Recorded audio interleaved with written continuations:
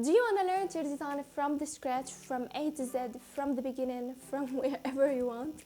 If you are interested, keep watching.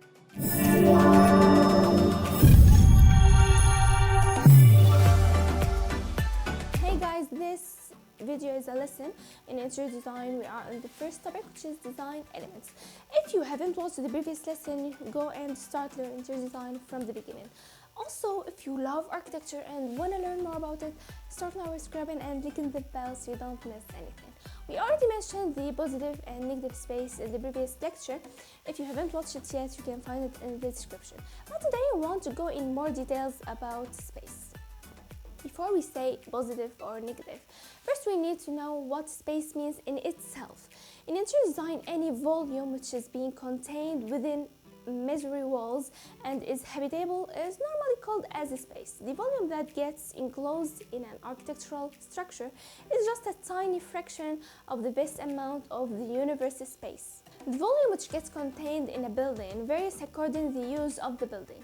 A cinema theater and bedroom will surely have different purpose and hence volume.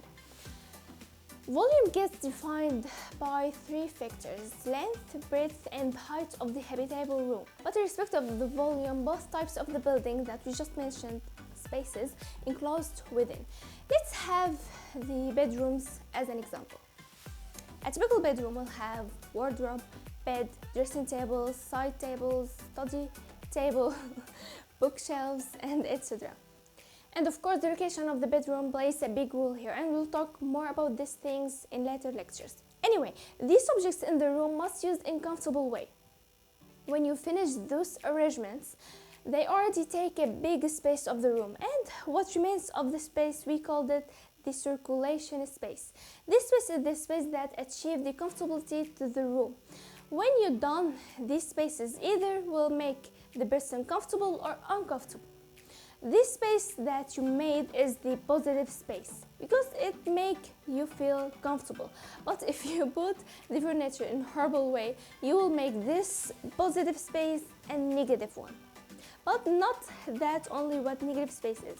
It's the location of the objects. When you go to the storeroom in your house, in the basement or in the attic, which is normally used to dump useless things, you will notice that the empty space remained is very less and hence the comfort levels there are poor.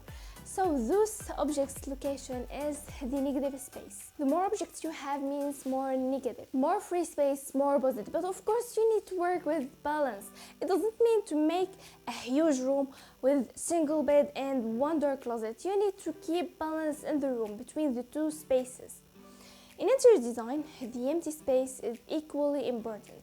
Normally, a negative space is considered a space which cannot be used for a specific human activity, which that's not quite right. As I said before, the overall comfort level in a room is determined by both the occupied as well as non-occupied spaces.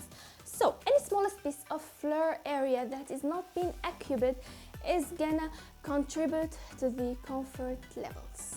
That's why terminology of being positive and negative as far as usability is considered becomes a personal matter. What you think as unuseless and non-functional space can become a good place for your kid and his friends when they play hide and seek. It's just the viewpoint to look at things that matter. Also, a little creativity can alter a non-functional space into a functional one. But remember what I said before, in interior design, empty space matters.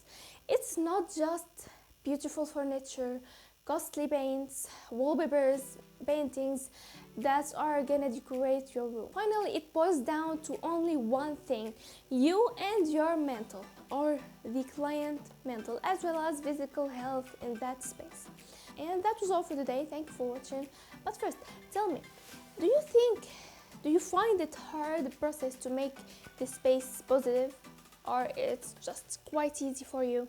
Tell me in the comments.